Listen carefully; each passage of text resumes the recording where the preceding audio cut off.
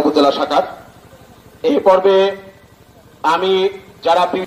আমি তাদেরকে যে সমস্ত মন্দিরের সভাপতি সেক্রেটারি একেশ্বর সরকার, সুভাষচন্দ্র সাহা, ডাক্তার সুভাষচন্দ্র সাহা,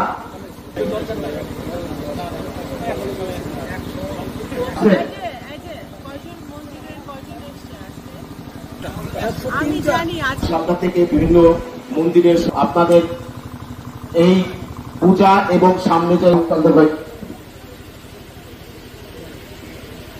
বিএনপি তাকে এই স্বাগত বক্তব্য দেওয়ার জন্য মনোরঞ্জন বিশ্বাস অবসরপ্রাপ্ত প্রশাসক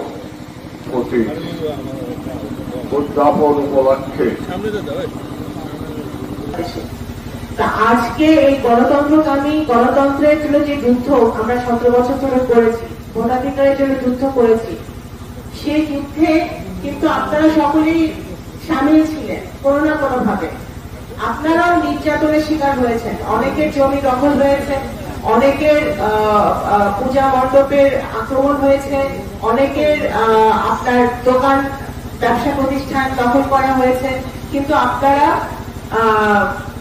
ফ্যাসিবাদের চাপে বা সরকারি দলের প্রভাবের চাপে আপনারা অনেক সময় মুখ খুলতে পারেন না বিগত দিনে।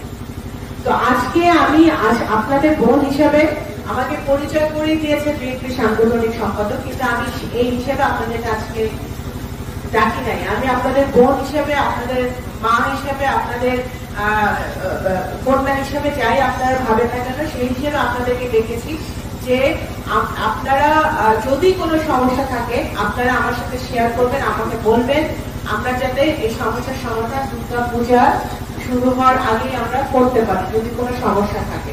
সাংগঠনিক সম্পাদক এবং প্রত্যেকটা অঞ্চলের সনাতনী সম্প্রদায়ের গণ্যমান্য ব্যক্তিবর্গ,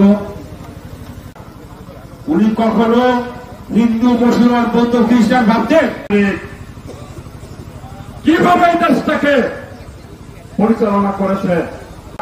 সকাল আপনারা এটা নিশ্চিতভাবে ধরে নিতে পারেন। তবে 103টা কমিটি করতে অনেক